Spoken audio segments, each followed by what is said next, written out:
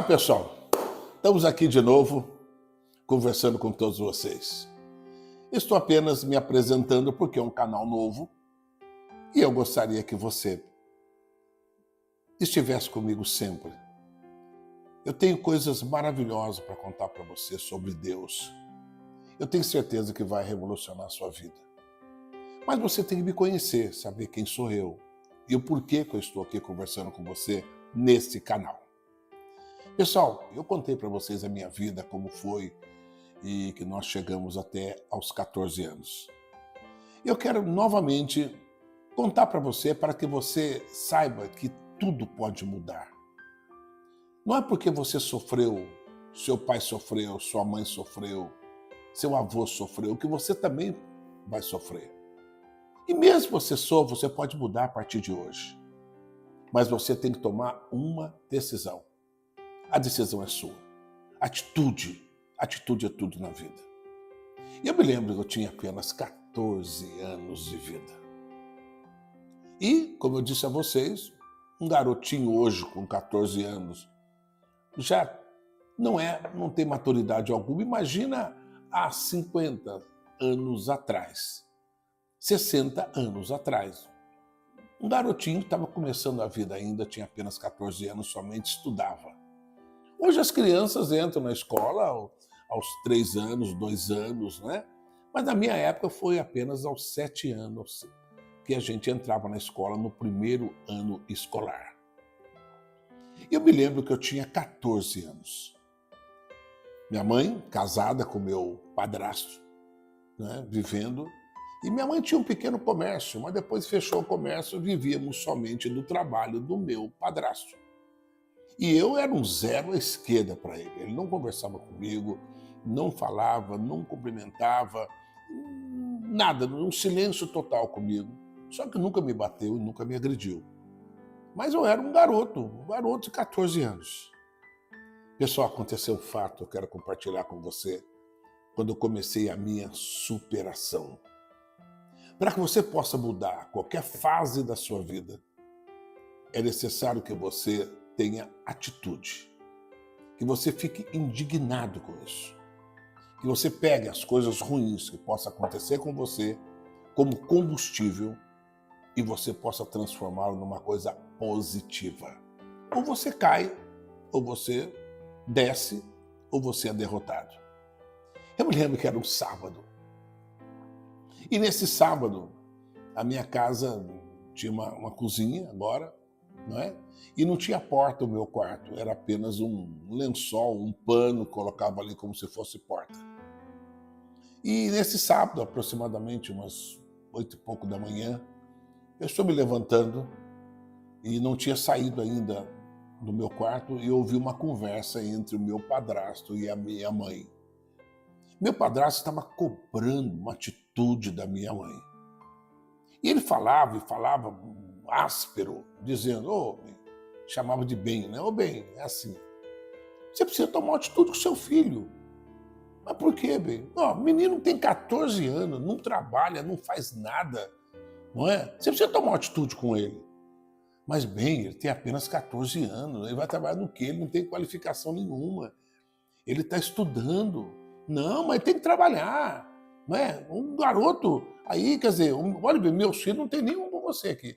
Agora eu cuido dele, eu trabalho, ele come muito bem. Bem, mas ele tem 14 anos, ele está em fase de crescimento. Não, eu não concordo com isso. Você precisa tomar uma atitude com seu filho, colocar ele para trabalhar, para fazer alguma coisa. Bem, mas ele tem 14 anos. Então, eu com 9 anos já trabalhava. Quer dizer, eu não vou tratar de vagabundo.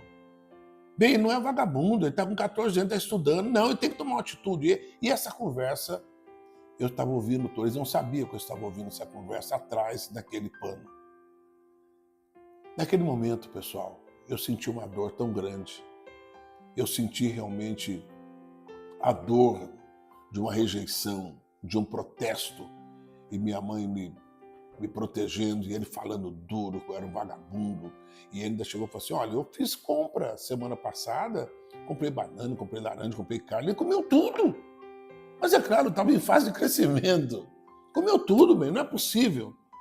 Aí eu engoli aquilo em seco, Voltei para minha cama, fiquei mais ou menos uma meia hora para eles não perceberem que eu tinha ouvido a conversa. Saí do quarto, e ela falou assim, olha, Scar, tudo bem? Vai tomar café? Já, mãe, já vou tomar já, mãe, já vou tomar já, mãe. E quando minha mãe sai para o quintal, eu saio à rua, na porta da sala da minha casa para a rua, e andando no meio da rua, um sábado, 9 e pouco da manhã, quase 10 horas, eu andando no meio da rua, mas com uma indignação, não raiva, uma indignação enorme. Eu falei, como eu já conhecia Deus, que minha mãe me levava para a igreja, o que eu fiz? Andando sozinho, não passava uma pessoa, tinha poucos carros naquela época, bicicleta tinha mais, né? E eu andando no meio da rua, uma rua que não tinha calçamento, uma rua de terra, e eu andando, abri todos os meus radares, todos eles, e falei, Deus, o Senhor me ama, me dê uma condição que eu possa ganhar dinheiro rápido e honestamente. Me dê uma condição, Deus, eu quero ganhar dinheiro rápido e honesto. Me dá uma ideia. E saí andando, 14 anos, imagina bem. E andando, Deus, me dá uma ideia.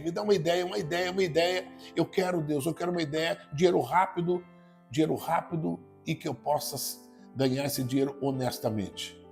E eu falei, um dia, meu padrasto, você vai comer da minha comida.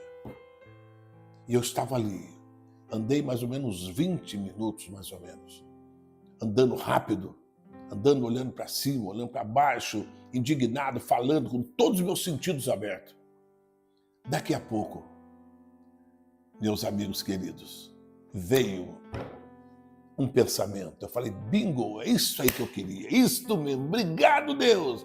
Aí voltei para casa agora quase que correndo. Entrei em casa rapidamente, vi que a minha mãe estava indo lavando algumas roupas no quintal e ela tinha um tacho enorme. Esse tacho era de cobre. Aquilo lá, ela tinha um ciúme daquilo, ela guardava aquilo há mais de 30 anos. Ela tinha um ciúme daquele tacho de cobre dela e eu, sem ela perceber, peguei aquele tacho de cobre e fui lá num senhor amigo que vendia ferro velho, comprava e vendia ferro velho. É o seu Alfredo. Eu falei, seu Alfredo, aqui está esse tacho aqui, é da minha mãe. Eu não roubei esse tacho aqui, é dela, ela tem o maior ciúme disso. Mas, seu Alfredo, eu quero fazer um negócio com o senhor. Eu quero que o senhor fique com esse tacho aqui como penhora e me empreste 50 cruzeiros.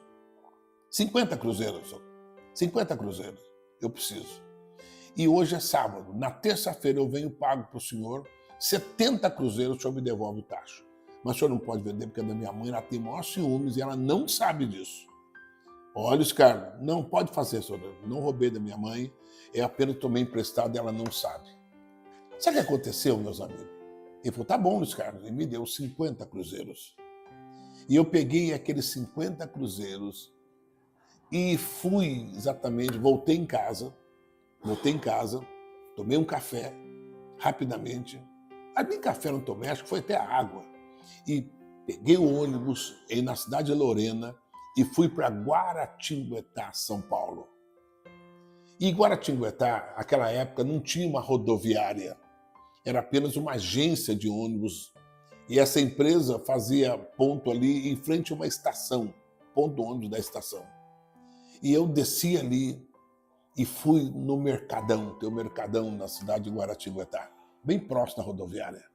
Chegando lá um sábado, já era quase 11 horas mais ou menos, cheguei ali e comecei a negociar. Vi uma banca de laranjas. Eu falei, olha, se eu for comprar todas essas laranjas, quanto o senhor me vende? Ele falou, eu quero 25 cruzeiros, mas não sei, tem tanto... Não quero caixa não, quero comprar isso aqui, quanto fica? 25 cruzeiros. Eu falei, tá bom, já volto já. Fui numa outra, tá fechando, também tinha mais laranja ainda. Eu falei, olha, se eu comprar tudo isso aqui do senhor, quanto o senhor vai fazer para mim? Eu faço aí R$23. Eu falei, 22, tá bom, 22, pago na hora. Peguei um saco de estopa, coloquei todas aquelas laranjas, fechamos aquele saco e ele me ajudou a levar até a agência de ônibus. Eu coloquei no bagageiro e comi uma coxinha, um guaranazinho, que eu estava com fome, não é? Alguma coisa assim. E daqueles R$ 23 mais a passagem, eu fiquei com 19 cruzeiros, mais ou menos, quando eu voltei para casa. Você vê minha história, por que eu estou aqui contando para vocês? E um garoto de 14 anos apenas. E chegando em Lorena, na Avenida Peixoto, Dr. Peixoto de Castro, eu desço ali, guardo aquele sacão de laranja ali, um saco de estopa. Eu guardei e falei, moço, o senhor segura isso aqui para mim? Posso guardar um pouquinho? Você pode deixar aí dentro. Aí eu volto, desço em minha casa, tem um vizinho meu, já morreu também, já foi embora. Ele tinha um carrinho, sabe desse carrinho que tem roda de pneu? É levinho ele. Eu falei, o senhor me empresta, seu Zé Leme, esse carrinho? Eu entrego para o senhor na terça-feira. Ele falou, não, pode pegar, Luiz Carlos. Eu peguei aquele carrinho e entrei dentro da minha casa assim, eufórico, cheio de planos, cheio de projetos, né? Não era mais aquela pessoa derrotada de algumas horas atrás.